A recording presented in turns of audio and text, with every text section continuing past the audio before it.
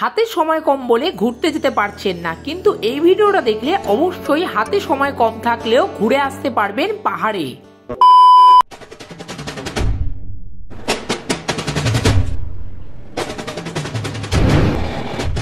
ঘড়ির কাঁটায় এখন বাজে 9:33। কালকে সারা রাত আমরা ট্রেন জার্নি করে এখন আমরা বর্তমানে এসে পৌঁছেছি এনজেপি স্টেশন। মেল দেখে তোমরা অবশ্যই বুঝে গেছো যে আমরা দুদিনের সময় নিয়ে কোথায় ঘুরতে যাচ্ছি। এনজেপি অর্থাৎ নিউ জলপাইগুড়ি স্টেশন থেকে কার্শিয়াং যাওয়ার জন্য কি কি ভাবে যাবেন সেটাই একটু বলতে চাই। নিউ জলপাইগুড়ি থেকে পার্সোনাল গাড়ি বুক করেও কার্শিয়াং অবধি পৌঁছানো যায়, ও এছাড়া দার্জিলিং মোড় থেকে শেয়ার গাড়ি বুক করেও চলে আসতে পারবে কার্শিয়াং। আগেই বলেছিলাম যেহেতু আমাদের হাতে সময় কম, সেই কারণে আমরা যাওয়ার পথে সাইট সিন করার কিছু পথ বেছে নিয়েছিলাম।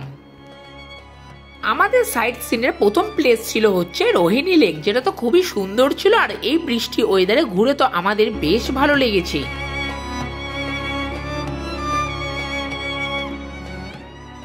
40 কিলোমিটার জার্নি করে আমরা পৌঁছে গেছিলাম আমাদের এই সুন্দর হোমস্টে। প্রতি জনপ্রতি খাওয়া দাওয়া ও পরের দিনের ব্রেকফাস্ট নিয়ে আমাদের খরচ পড়েছিল পার হেড 1500 টাকা করে। আমরা যেই জায়গাটায় আছি সেই জায়গাটা হচ্ছে নেতাজি মিউজিয়ামের একদম পাশেই।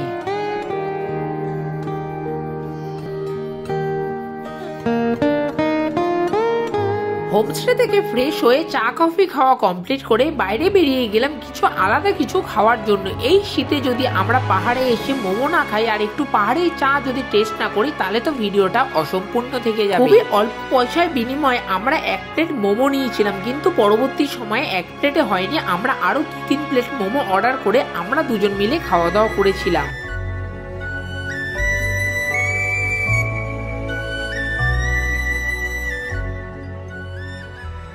পাহাড়ের হাওয়া খেতে খেতে মোমো খাওয়া হলো আর সাইট সিন করাও হলো। অবশেষ চলে আসলাম দুপুরের লাঞ্চের জন্য। আজকের মেনুতে ছিল হচ্ছে ভাত, ডাল, চিকেন কষা, তার সাথে তো ফুলকপির একটা তরকারি ছিল। বেশ ভালো খাওয়া দাওয়া আর ভিউটা তো অসাধারণ।